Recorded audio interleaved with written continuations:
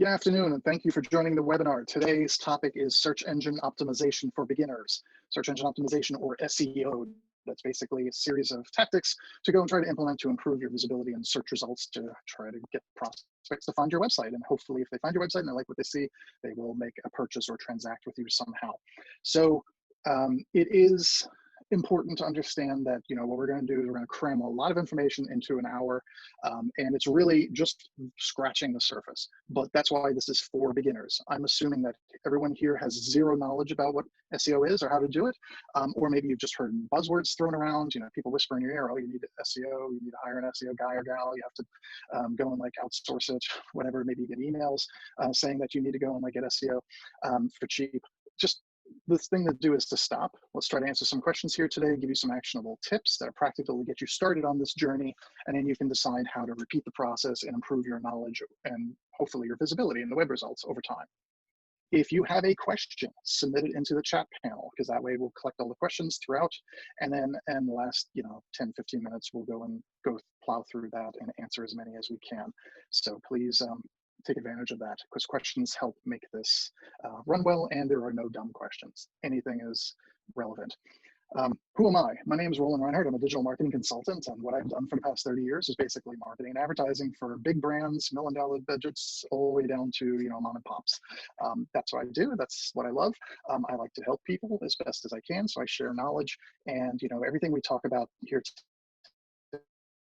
is the information that you may or may not have had, or maybe like sketchy information. This is maybe helps reinforce or sort of fill in the gaps of what you knew. I'm also a business counselor with the New Jersey Small Business Development Center. The SBDC has offices throughout New Jersey as well as across the country, and they are here to help you. Many of you here today came as a result of an invitation from one of the regional centers. So if you've never taken advantage of their no-cost business counseling before, I encourage you definitely check that out. If you're in Monmouth or Ocean counties, check out the SBDC based out of Brookdale Community College. You can visit their website, mosbdc.com. Click on the link to request business counseling. Same thing if you're in Somerset or Huntington County, go to the SBDC at Raritan Valley Community College. Visit sbdcrvcc.com, click on the link to request business counseling. It doesn't cost you anything. You just have to go and answer a couple of questions, and then you can be matched up with a business counselor on a variety of different topics. I talk about things related to digital marketing, but you can talk to others about anything ranging from your QuickBooks, your how to put together financing, or how to go and do operational things, maybe even to get some social media expertise. So the help and the resources are there, but you have to raise your hand and ask for it. So please, I encourage you to check out the SBDC website that's appropriate for where you're based out of, and reach out to them and see what they can do to help push you along. Also, it's important to understand that everything that we talk about today is in the interest of sharing information. I'm not asking you to hire me anything. I'm not asking or not selling anything, just here to share knowledge and hopefully give you something that you can act on. Anything that we talk about are examples. They're not endorsements, and there are no guarantees implied. Anything can change at any moment. We have no control or influence over Google. Google doesn't care about us, to be honest. They just make money. Google and Alphabet, that is. So, just keep in mind that I will give you information to the best of my knowledge that still works, and has worked consistently for a number of years, but my bag of tricks gets smaller and smaller as Google becomes much more sophisticated. So take this information. If it makes sense to you, try to apply it. But again, there's no guarantee that anything works. So hopefully you'll have some success. What's important also is to have in mind, so you may not necessarily agree with some of the things I suggest, but that's up to you. You need a website, because SEO is really about trying to optimize links on your website to appear in search results. Primarily, that's what the majority of what we do. That's organic SEO. So you also need to really sort of remember that we're just scratching the surface. There is a lot to this. We're not going to compact it all into this hour. We're just going to go and touch on a few things, and it's going to be up to you to sort of figure out where to take it from there. So what are we going to focus on today? Just a few repeatable steps. SEO is a very complex topic. It's not brain surgery. It's not rocket science. It's all learnable if you go and you spend time doing Google research, signing up for newsletters, joining different groups, reading. But a lot has changed over the years. The bag of tricks becomes a lot smaller each year. And even if you have some ideas from like years ago, they may not be relevant today, because Google is a very sophisticated search engine, and they go and try to prevent people from manipulating those search results. So I'm focusing on assuming the common denominator here is everybody does not know anything or knows very, very little about SEO. They probably have not done anything to your your website, maybe even hearing this buzzword thrown around, maybe your web developer has commented on it, you know, not sure if it's right for you, whatever. I'm going to give you some very simple ways of thinking about it, some simple actionable steps that you can repeat, and that'll keep yourself busy. And if anything, it should help push you further along and hopefully set you up for success. The caveat to this is there's no guarantees. Whatever we do today could change tomorrow. Google is notorious for changing their algorithms, making core updates, all these things that are constantly changing how information is presented in the search results. And that's for a reason, because if they provide crappy results, then people stop using Google and they use something else. Google dominates the search market. They have more than 90% of the US search traffic. Bing, which is Microsoft's search engine, is maybe about like 5 to 6%. And then the rest is really made up of just a handful of other players that are sort of insignificant, if you will. So we want to go and have Google on our side, but Google does not care about you. They really don't. You can't call up Google and complain about anything. It's really about what can we do that we know still works. Give Google what it wants. They'll decide how, when, where to show a link to your website. And that's what we're going to try to focus on here. So again, there's no endorsement here. There's no guarantee here. Whatever you implement, you do at your own risk. And hopefully, as of today, it'll still work. Hopefully 6 months from now, a year from now, it still works too. What we're not going to cover today, just to be explicit here, SEO is a very broad field. We are not going to talk about a lot of different advanced topics. We're not going to talk about link building. We're not talking about ranking. We're not talking about black hat tricks. We're not going to go diving into the weeds of how do you build a website, how do you get a domain name, because that's really going to take us way off topic. And there's a lot of people here, and I'm trying to respect everyone's time. So we're going to go through a lot of information in a very short amount of time. So with that said, again, you can ask questions, throw them in the chat window, and we'll see what we can that's relevant that we can answer towards the end. Sorry, something just jumped here. So what do we need to think about in terms of search? You know, somebody is going to go and start looking for information. They have a problem, they have a pain they need to solve or go away. They need information, maybe they want to hire a service provider. They're going to go to Google, whether it's on their smartphone or their desktop or their laptop or their tablet, it doesn't matter. Somehow they're going to go and type in something. We were all trained for 20 plus years typing a keyword phrase. You know, it used to be 1 word, then 2 words, then 3 words, then maybe 5 words. Then maybe it became more of a statement or a question. So the search query can be as simple or as complex as the user makes it. And Google is trying to immediately figure out what is that searcher's intent at that moment in time, and how can we serve up results that make sense, that match what that person is intent, what they may be looking for. So in this case, somebody typed in tax return preparation. Very broad. We don't know if it's a do-it-yourself thing or if it's looking for a service provider, but Google's going to make an attempt and they're going to show search results. So if you look at the right-hand side here, you can see that there is a long page. You know, they've modified this layout many times over the last, almost 20 years to now it's usually maybe very single column. That kind of mirrors the way we've seen a trend go in social media. Everything's like single column. And, of course, Google is putting paid advertising at the very top of the page because somebody has to pay for all this, right? So ads are what fuels Google and Alphabet that makes the bulk of their revenue. So advertising appears at the top, 3 to 4 text links typically on a search result. Then you might have local business listings. That's that map with the pinpoints, and you might have a 2-pack or 3-pack of results right below that. So these are usually local business listings because wherever this user is connecting to the internet, Google's detecting quickly, is this person in Somerville, New Jersey? Are they in Tampa, Florida? Are they in Cupertino, California? Whatever it is, and they're trying to go and serve up results that are geographically relevant, right? Because again, the more relevant the results are to the user's intent, probably a better experience, and people are going to keep using it.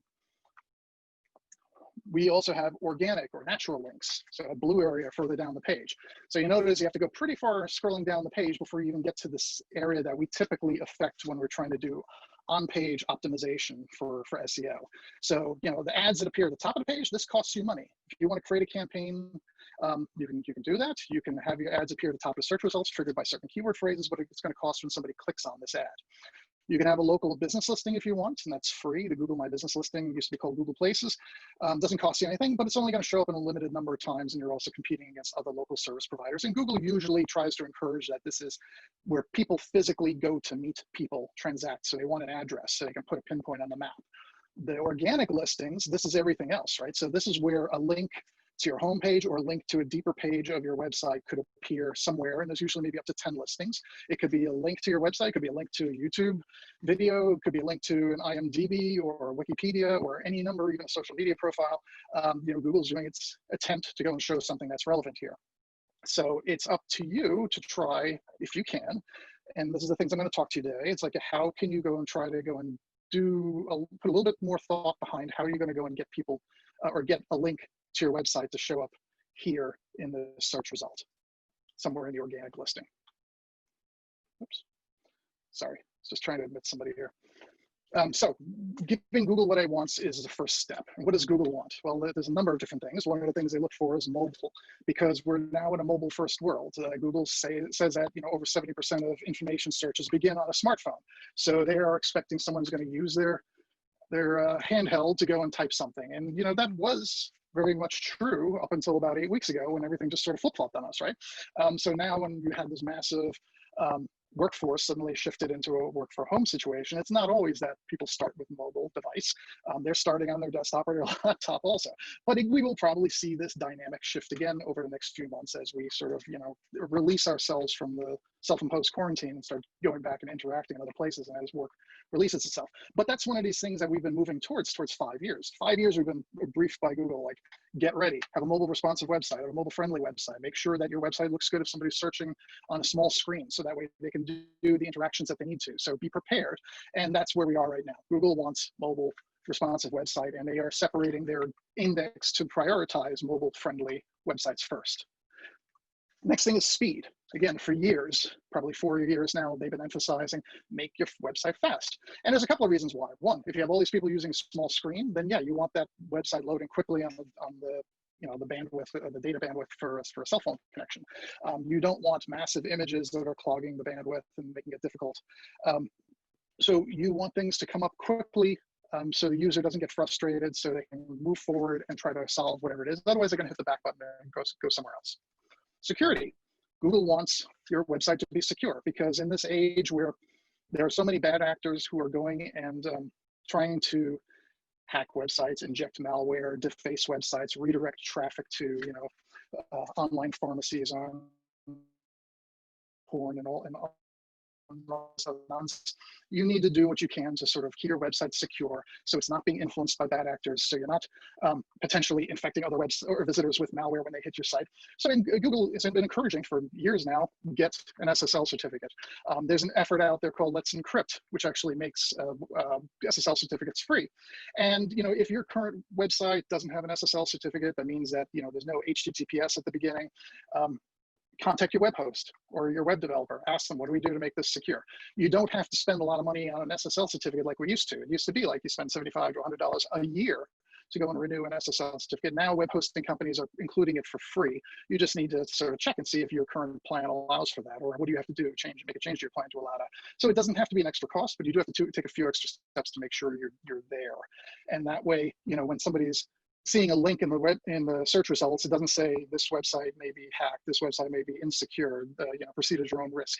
You don't want to see error messages like that in the search results or in the browser bar at the top. Just make sure you secure it, and then just take whatever other steps to sort of keep things locked down, so it's not going to get so it doesn't get defaced or defiled.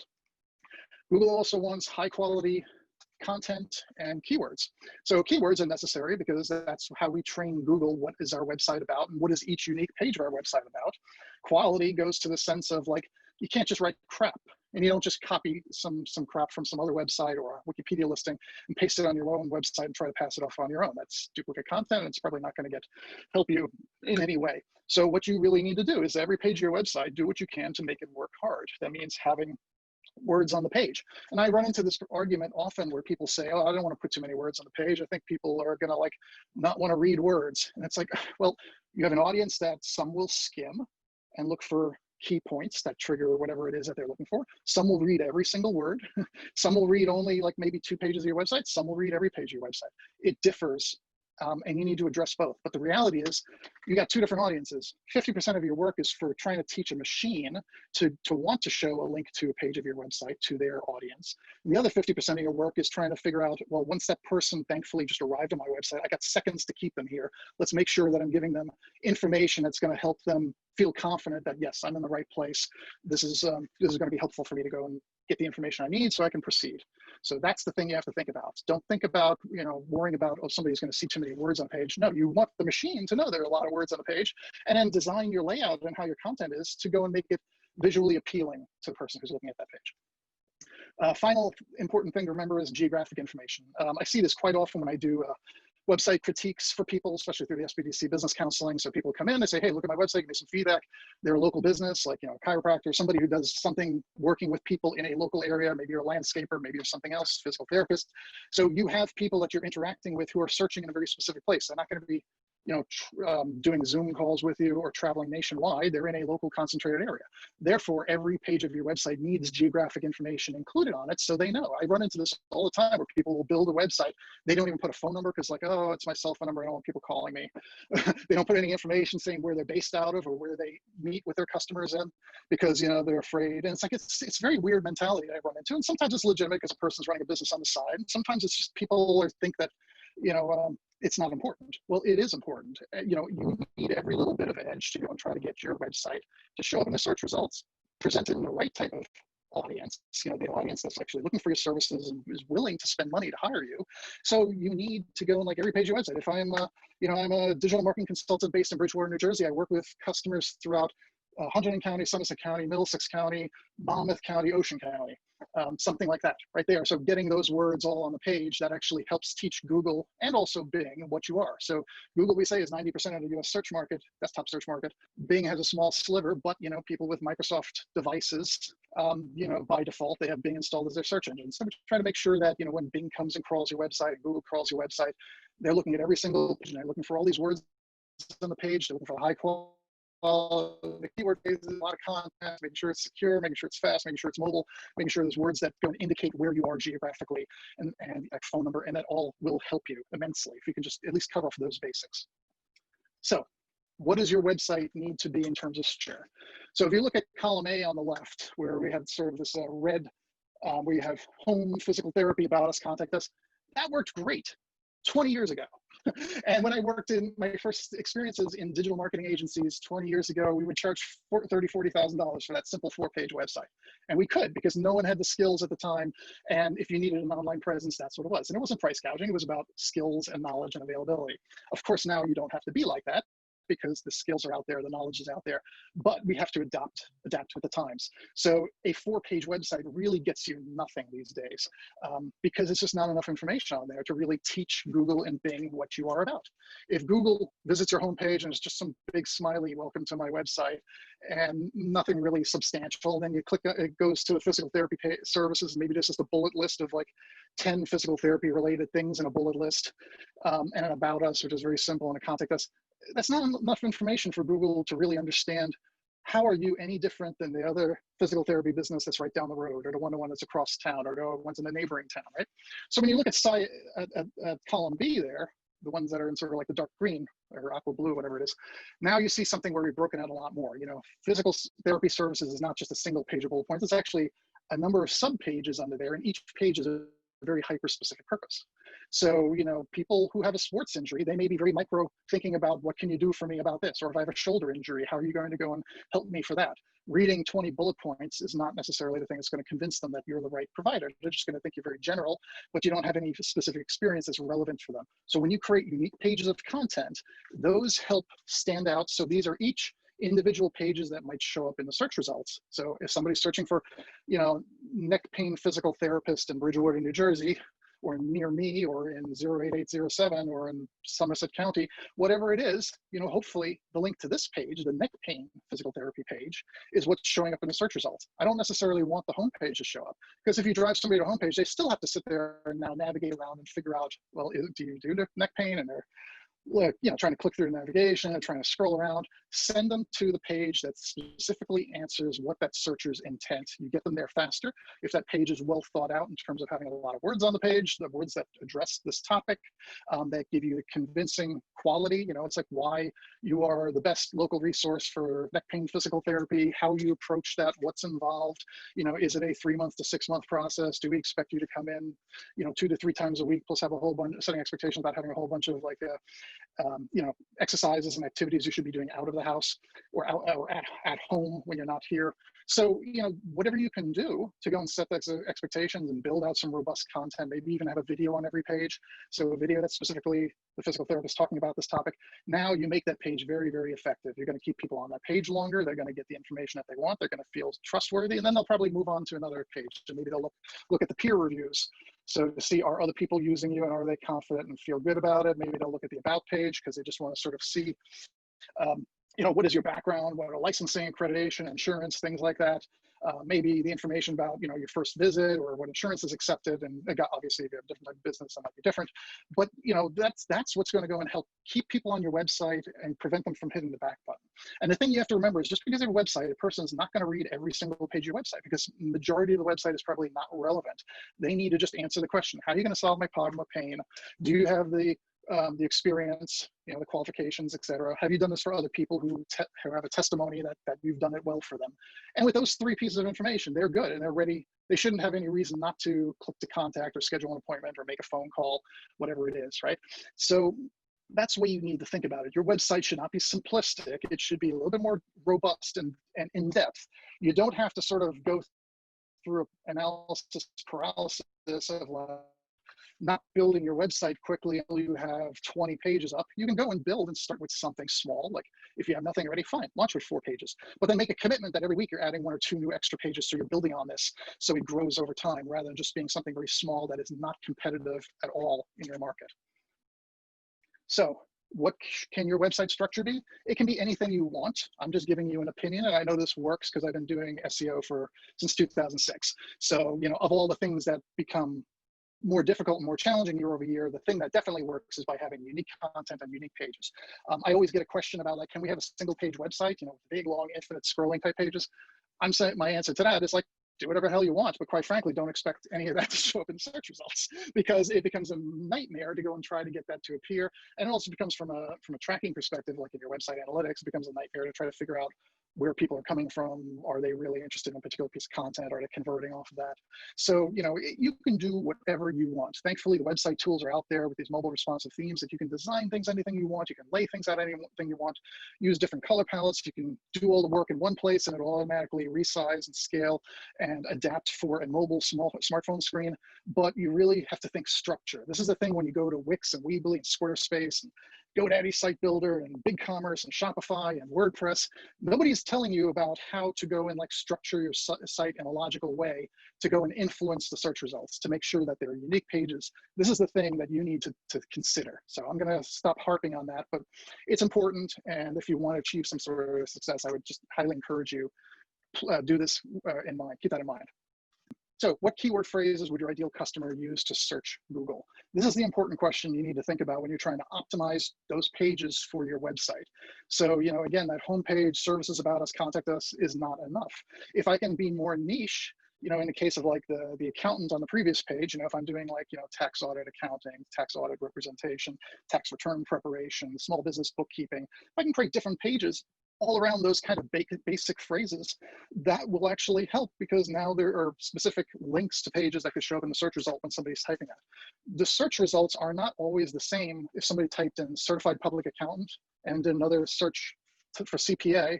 That doesn't necessarily mean the exact same search results are going to appear, especially if you did a third search for the word accountant. Ideally, 3 different search results will appear. And again, based on your geography, if you're in Florida, if you're in Vermont, if you're in California, if you're in New Jersey, everybody typing the same thing at the same time, you should all see different results, but those different variations on the phrases should also generate different results. So, there's no guarantees here that you can come up every single time for everything,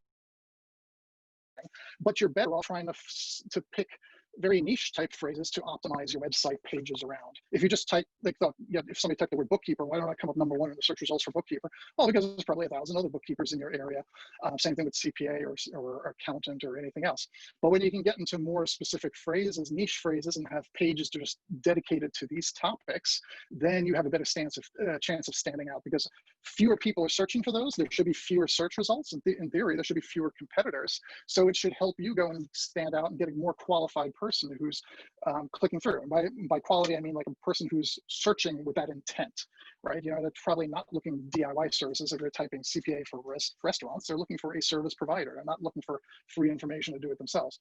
So this is the way you need to sort of position yourself and think if you want to go and try to optimize your site.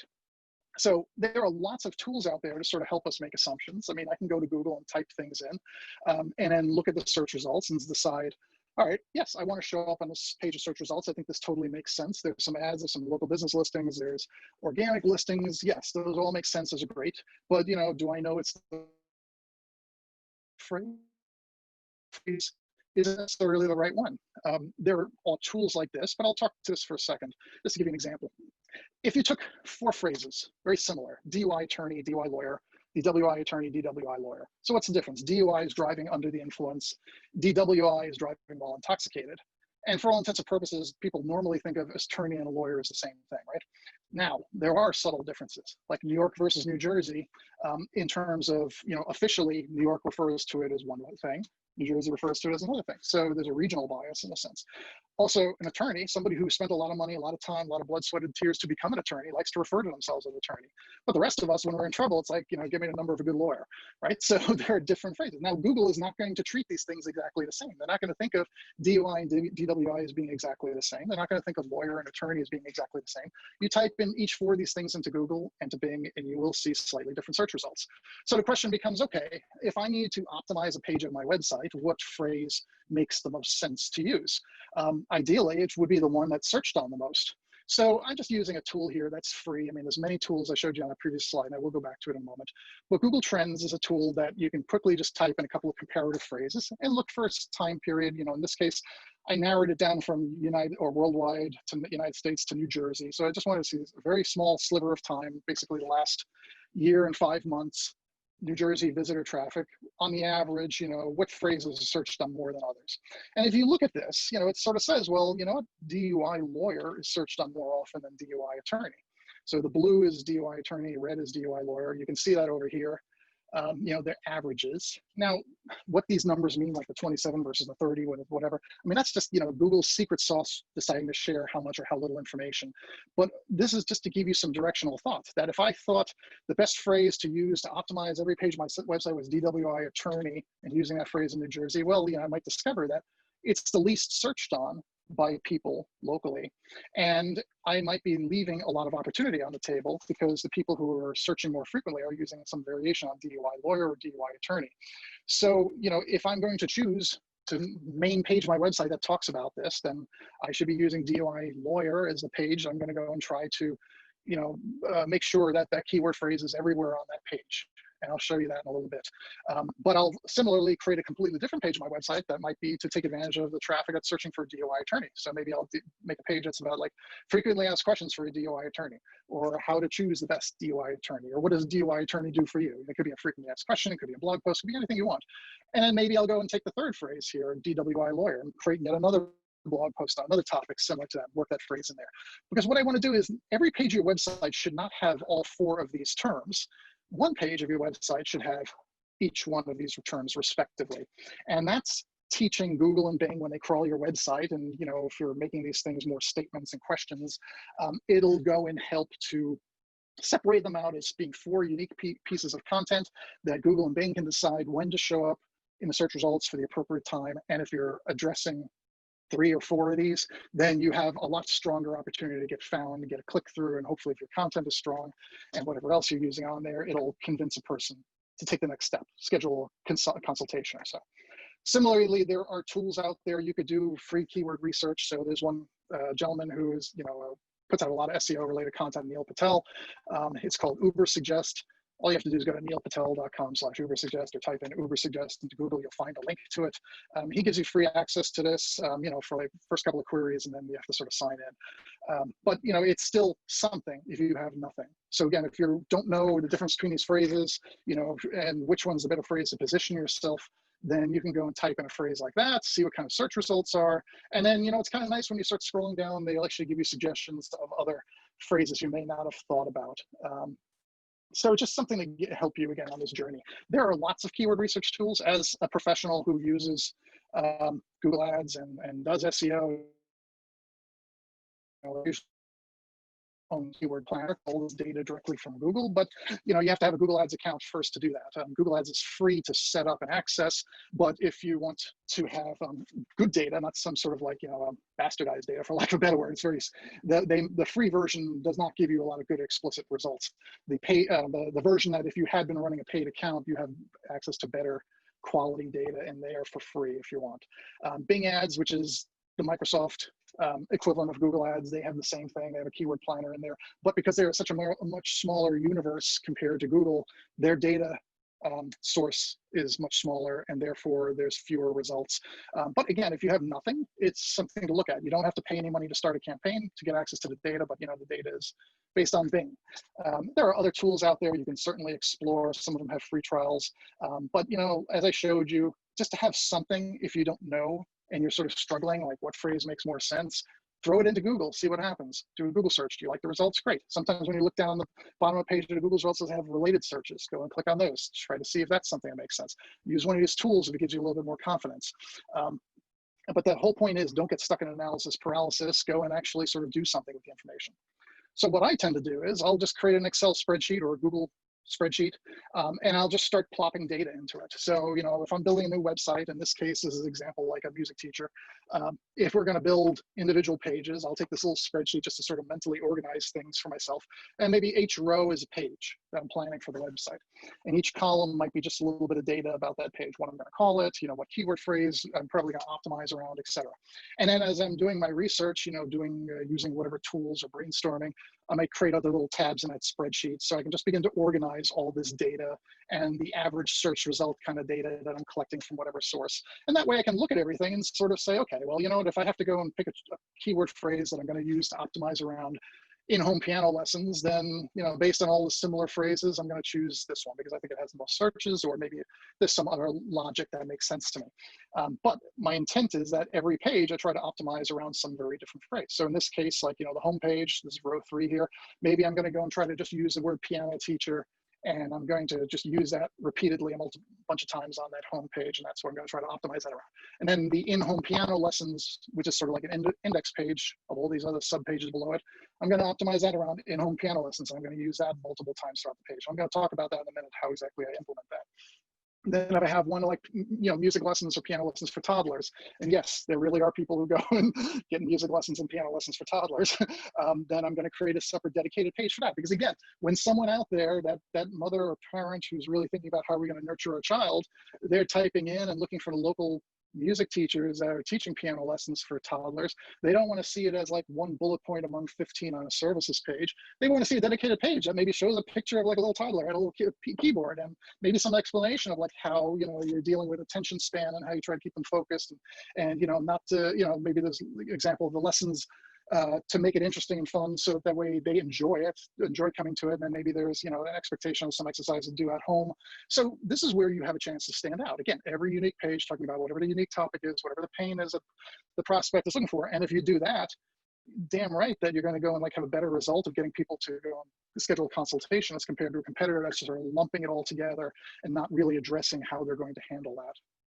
I hope that makes sense. I mean, again, this is just something I've been doing for a dozen years. It works for me. You can do whatever you want, but you know, I like to just organize my numbers, look at it holistically, and make decisions how I'm going to go and implement it. So, all that said, what do we do with all this info? So I told you, you know, the idea here is like give Google what it wants, and Google wants information, and Google wants unique pages. And if we do our job well, we can do that. And your website, just like the structure, you can make anything you want. I described before that the website structure can be anything you want. The website appearance could be anything you want. We have these great mobile responsive templates nowadays that, you know, if you're using Wix, Squarespace, Weebly, WordPress, big popular do-it-yourself type website building tools have mobile responsive templates that you can use. You pick it, and then you sort of customize the theme, incorporate, you know, the colors you want, change the fonts to whatever you want, change the navigation to whatever you want, incorporate your logo, adjust the layout if you want, you know, sidebar application forms, or if you want them at the bottom. You're usually able to customize a lot of these things. If you built your website like 5 to 10 years ago and haven't really touched it since, then you may need to go and update at this point to go and just pick something that's more mobile responsive, because it'll just make your life a lot easier. Now here comes that question I said before about like, well, how do you make sure that, you know, if you have this feeling like, oh, I only want to put 2 sentences on the page because I think my customers don't want to read anything. Well, you can go and present your information and break it out any way you want. By getting more words on the page, hundreds of words on the page, then you're showing Google that you've written something of high quality, it's substance, hopefully written from the perspective of you being a subject matter expert. Hopefully it is It has the keyword phrases incorporated throughout the page as the geographic information throughout the page. You can lay this out with bullets, subpages, imagery, any number of ways to sort of make it still easy for the user to scan it, but you can get all the significant, important information, the pros and cons, maybe incorporate a video, maybe incorporate before and after photos, whatever you want. You put that in there. And most importantly, make sure every page has a call to action. So in this case, I was very big on putting contact forms on the sidebars of every page. Nowadays, I've been moving them further down to the bottom of the page because they still show up in the mobile responsive design. But you can do whatever you want. It doesn't matter as long as the stuff is there, you're giving people the reason to stay on the page, and that it's compelling. So how do I optimize this page? So this is where we get into this idea of like on-page optimization. So I wanted to go and optimize this page around the phrase divorce coach. So just keeping it very, very simple. I mean, there's a lot of things we could do, but say divorce coach is what this page is about. The whole website is actually about divorce mediation, divorce coaching, divorce financial planning, right? So there's multiple points to this business, but if you want to go and just try to narrow it down, one particular page is going to be all about divorce coach. You got one about divorce mediation or about financial planning for divorce. Those are completely separate pages, completely different content. So if I'm going to do the on-page optimization for divorce coach, what I need to do is to try to work that phrase divorce coach many different places in there, many different places on the page. So, you have a browser title. So usually what you see in the tab or at the top of your browser, this is something you control with something called title text. So I can go and try to get the word divorce coach, maybe with geographic information, Somerset, New Jersey. I can work that in there. So now that's one point where when Google and Bing crawl this page, try to figure out what's it about, they'll find divorce coach. And, and if they're looking down the page, the navigation says divorce coach, the page title or page name says divorce coach. I'll try to go and work in the first sentence or first paragraph if it seems to flow well, trying to get the word divorce coach in there. Maybe again, another paragraph, maybe in the subhead, maybe further down at the top of a bullet list, maybe in some sort of call to action, next step, schedule a free counseling or divorce coach, maybe on the sidebar where I have the coach action with the thumb or whatever, divorce coach. The image usually can go and assign what they call alternate text. It's some text that's hidden behind the scenes, but if the image didn't appear, then the text would appear here as a placeholder. So, it's like I could say Jane Doe, divorce coach, Somerset, New Jersey. So what I'm emphasizing here is getting that one singular phrase, divorce coach, here many times throughout this page, everywhere from like the browser title, the URL, the menu, the page name, sentences throughout paragraphs, subheads, alternate text, call to action, maybe even in the footer, trying to work that in. And this is very simplistic, the way I described it, because actually you can do this a lot more complex, but I don't want to overwhelm, because again, this is a beginner's class, and I just want to get you this idea of take a simple phrase, try to optimize that page around this. If this was about tax return preparation, then everything up here would be tax return preparation, Middleton, New Jersey, tax-return preparation, and then maybe tax return preparation by CPA, and go on and on and on. So when we start making this page very hyper-focused, like those examples we showed you before of like the different pages, having every page being very specific, then that's what I go and try to make sure that this page works hard for everybody. There's other things that we can do. Usually you can go and like edit the title of the page. So, without having to sort of get into the weeds, but if you were looking at the source code of the page, we can go and affect what actually appears in that title. So if you remember in the previous page example, the browser title had the words up there. And then there's something called a meta description, where we can go and like put in a few words or a sentence or two to try to go and describe what you do. And by taking these extra steps, we actually have a chance to influence what appears in the search results, because Google and Bing are going to go and just look at the pages and grab whatever they think and stick it in their search results. But if I take an extra step to try to train Google and Bing, like this is ideally what I'd like to appear as the title. So like this right here, this is what I'd like, this meta description is what I'd like to appear here as this description.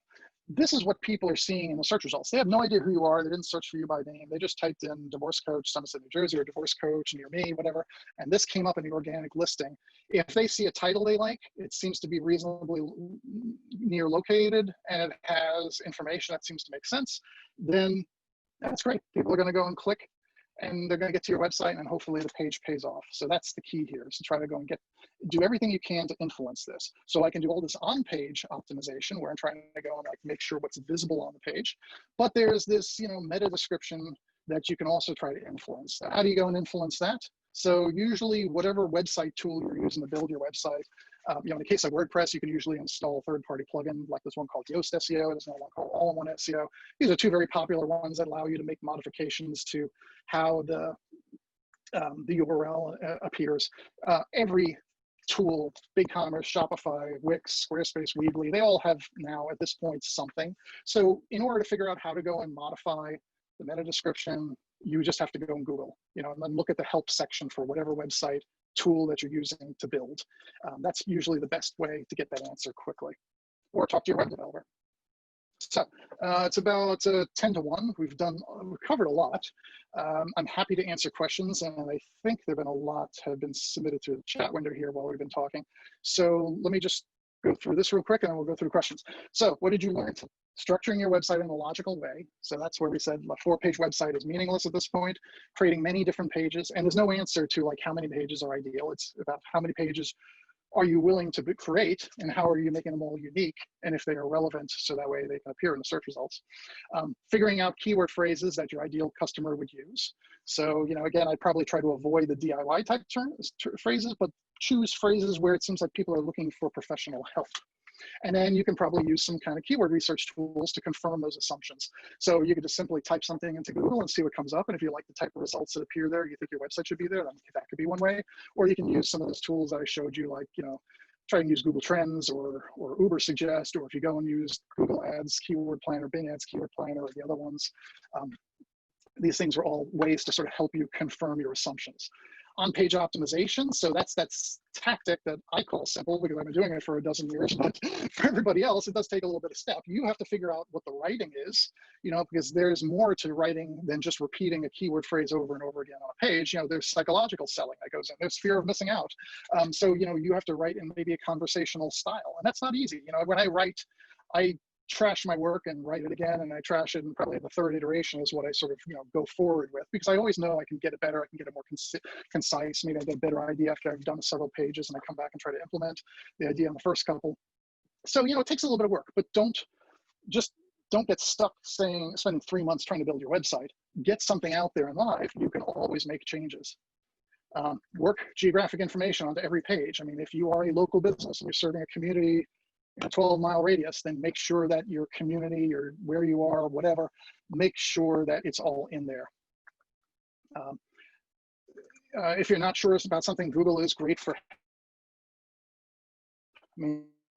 have your back, and Google does not answer you will not reach anybody Google to help you fix if you don't like that your website doesn't show up in the search results. I mean, they don't care.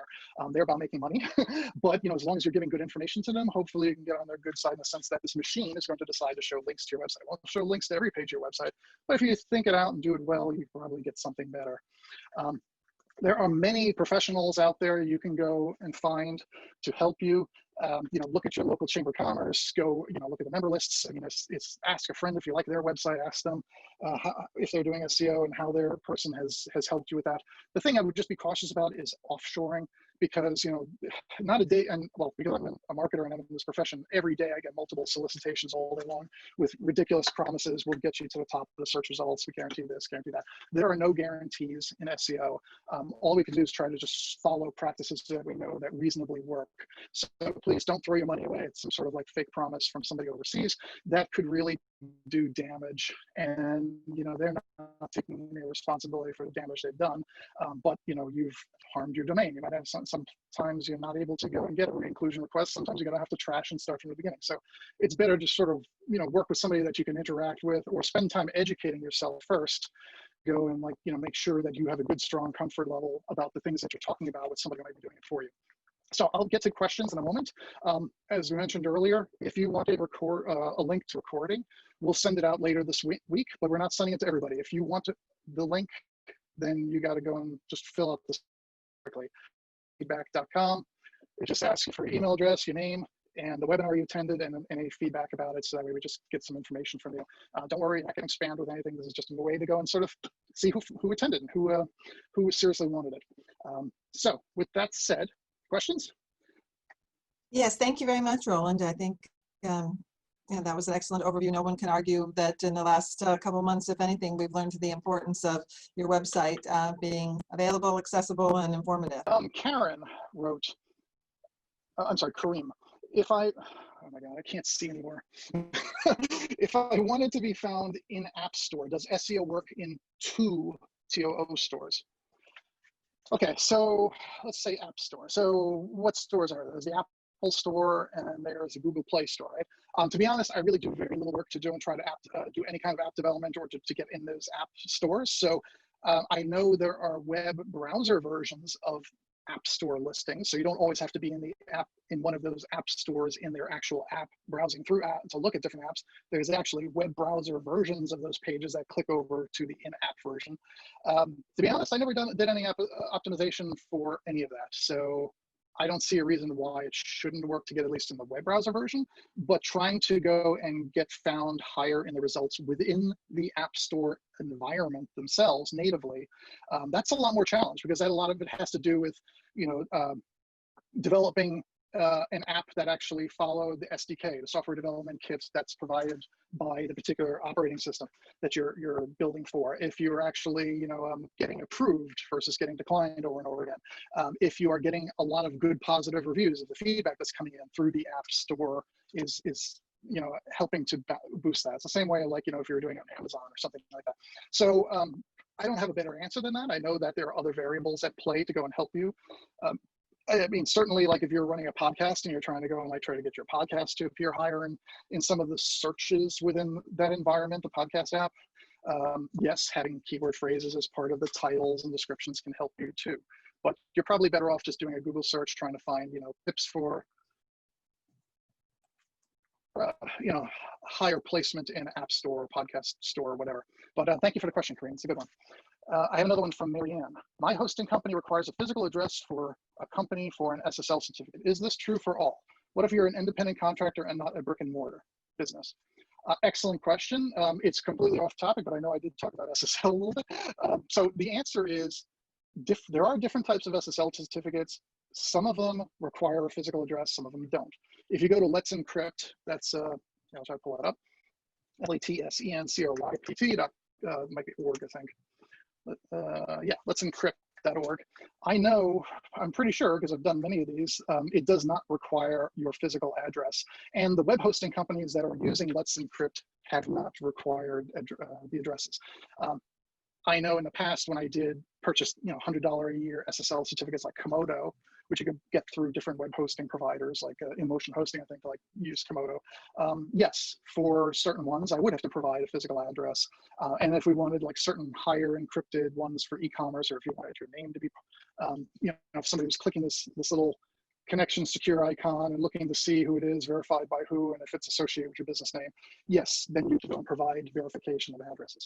But I think, depending on what your business is, and if you're just using this in a sense, you're a simple independent contractor, you should not have to jump through all those hoops. I think there's a better solution out there. Talk to your hosting provider. Do you offer Let's Encrypt? How do we get that in there without spending money on the extra step? So excellent question. I think there's probably a better solution, or change hosting providers if they want to charge you. But thank you, Marianne, for the question. I have like 2 more private questions here. Let's see. This was a question. And then we have several from the group too. So.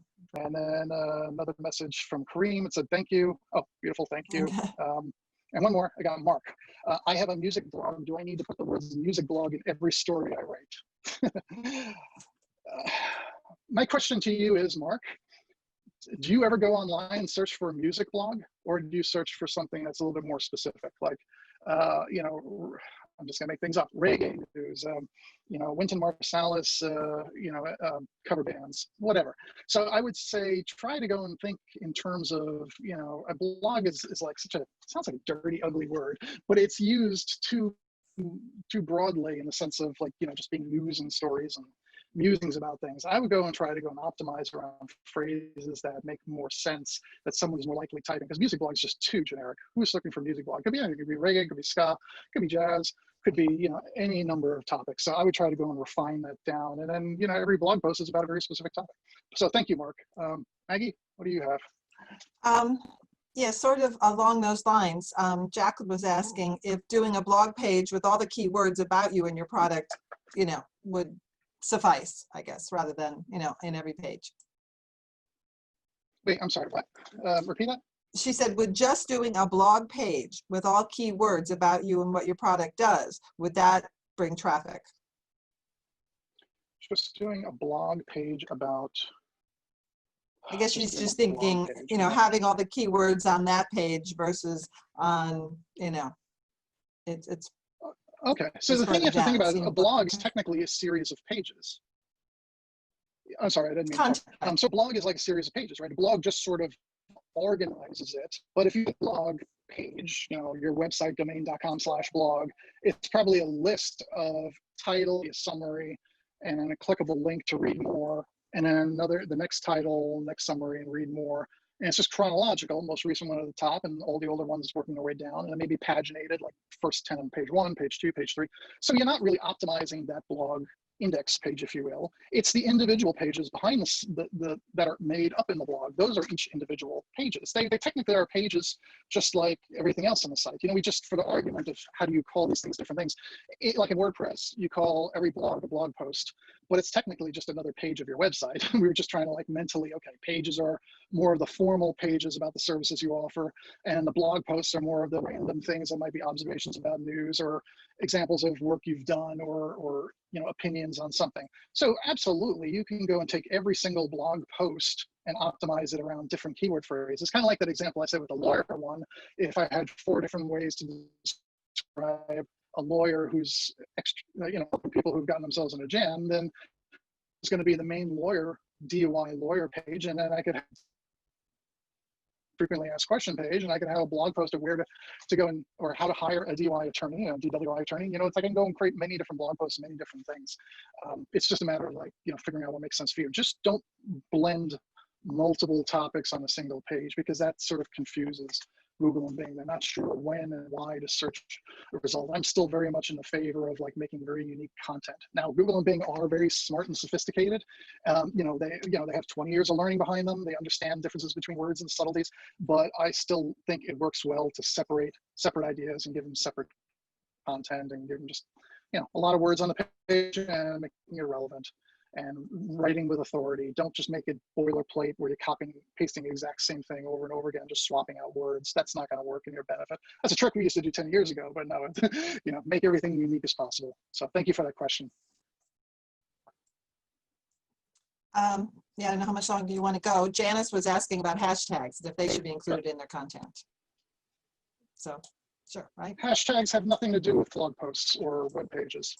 I mean, that's really just something that's used in social media as a method for surfacing content within the social media platforms like Facebook and Twitter and Instagram and LinkedIn, you know, because it's just organizing many different posts on the platform that will share a similar hashtag. So that really doesn't affect your SEO, your website on page SEO. Thank you. Next question. There's another question about if geographic information needs to be on every page. Yes, I think I've said that a couple of times. Every page you should try to make sure your geographic information. And probably one of the easiest things to do is, you know, your website has some kind of footer. So, you know, the bottom, I mean, your website theme or template has a sort of format, right? Everything that's at the top, the masthead, the navigation, typically is the same every single page of the website, just for consistency and easy implementation. The footer is usually exactly the same every page, unless you do something to customize it. And then what's in the middle, the body, is what's kind of changing on a regular basis. So, you know, the footer is a very easy place to go and try to integrate that. So, like, I know these examples on the right are too small, but, you know, I'm not saying go and like be ridiculous and say, you know, we service and list 20 different zip codes and 20 different town names. I mean, again, that's like a tactic that got worn out 10 years ago. But, you know, I think the example I gave earlier was, you know, if you say you are you know, you're a divorce coach based in Somerset, New Jersey. I work with clients throughout Somerset County, Hunterdon County, Middlesex County, New Jersey. You know, we can work either remotely or by video conference, whatever. So, you know, or if you have multiple meeting sites, because I've had businesses like financial planners who maybe have co-share spaces in multiple places, like one in Cranford, one in Hillsborough, one in Basking Ridge. So that way, any given day of the week, they can meet someone in some part of the state that's relatively close. So, you know, you can certainly do things like that and try to go and like working those kind of identifiers in there. Again, sort of helps, because if somebody is, you know, looking for people or for a service provider that's in Basking Ridge or Morristown, you know, then it obviously helps if those words are showing up on the page, just giving that clue. It helps the person who's in the north feel like, you know, okay, good, I know this person's based out of a 609 area code, but they say they meet up in Basking Ridge or Morristown, so I know that has to be 908. You know, you get into this whole weird psychology of people trying to figure out, is it too far to travel, blah, blah, blah. But if you try to work in the geographic information in a way that's logical, then you can certainly, you know, it certainly will only help. It shouldn't hurt. Thank you for that question. So then sort of the opposite of that, Roland, Sydney is asking, if you're doing an online coaching business globally, what do you put down for your geographic location? Whatever you want. So yeah, it doesn't really matter, right? It doesn't really matter. But the problem is you have a greater amount of competition. So when you're competing locally, it's a lot easier to sort of elbow your way in, if you will. Obviously, competing on a regional or a national basis or a global basis is a completely different animal. So then, you know, it's up to you to decide how much or how little you want to include. If you're worried that, like, I mean, then you're just using other text on the page to emphasize. We work with people, you know, from north to south, east to west. You know, that way you're not making people worried about, you know, is your area code 212? Well, then I don't want to work with you. Then, you know, maybe you're getting into that whole mentality of like, should I have a toll-free 800 number so that way people don't think I'm centered in one place. So yeah, I mean, you just have to sort of wrestle with what are those things that make sense for you and then implement the one that makes sense for you. Well, that's a good, excellent question. Thank you. So, and then the last one, let's make that the last one. Judy wants to know if you need to include your keyword in the domain name for better results. Excellent question. The answer is no. And again, stepping back 10 years, everybody was recommending, make sure you have your domain name as part of it. And then you also had these weird recommendations out there, register as many domain names as possible that all have keyword phrases in it, even if you weren't using them. It all doesn't matter because there's something like 200 different points that Google is looking at to try to decide, does a link to a particular page of your website deserve to be higher or lower in the search results? Having the keyword phrase in the domain name, maybe it's helpful for recognition. It's not mandatory. So it's hard at this point to go and get like a single keyword domain name that you want. Like if you wanted, you know, a velocity.com, no way you're going to get it, right? Maybe you have to go and become like velocitypartners.com. Chances are somebody else has got that. Okay, maybe it's like velocity project management or velocity property management or velocity physical therapy. Now, when you start sticking those keyword phrases in there, it makes it easier for you to actually obtain that domain name because less likely somebody else had it. It's more words, so it helps you, again, to get it. The problem still becomes, you know, it doesn't really affect, it's not really helping you with SEO at this point. Google, I realize that a lot of people are trying to manipulate those search results by doing that, or just that bad, faulty advice of registering many different domain names with keyword phrases in it. It doesn't matter anymore. It's really not going to help you. It's only about, can you differentiate yourself from somebody else? Is it easy to remember? And is it obtainable? And hopefully you can get screen names for social media that sort of match that. So excellent question. Hope that helps. Was that the last question, Maggie? Yep, that about does it. And we are about almost 10 minutes over. So I appreciate everyone's time. Yes. I do want to say again, as Roland said at the beginning, that the Small Business Development Center is here for you despite these unusual circumstances. I know many of the names I saw here are current clients. If you're not, please go to our website at mosbdc.com, standing for Monmouth Ocean Small Business Development Center.com. And you can request additional counseling from Roland or any of our other consultants. We're here to help you despite all that's happening. Yes, and just to clarify, if you are in Monmouth Ocean, MOSBDC. Oh, that's right. That's right. I forgot we have. Hunterton. Yes, thank you. Thank you. We're inclusive here. We're inclusive. Yes, yes. Okay. Yes, joining forces, so we're not being repetitive. But again, thank you, everyone. I appreciate you taking time in the middle of a Tuesday. And you know, if you ever wanted to go and get a website critique, again, contact either SBDC office, fill out the request for counseling form, and then they can schedule an appointment with me, and you can show me what you've done, and I can maybe give you some tips on how to take it to the next step. And that's it. Thank you, everyone. I appreciate all the great questions and for time to put in. Thank you, Maggie. Thank you. Stay well, everyone. Take care. Bye-bye.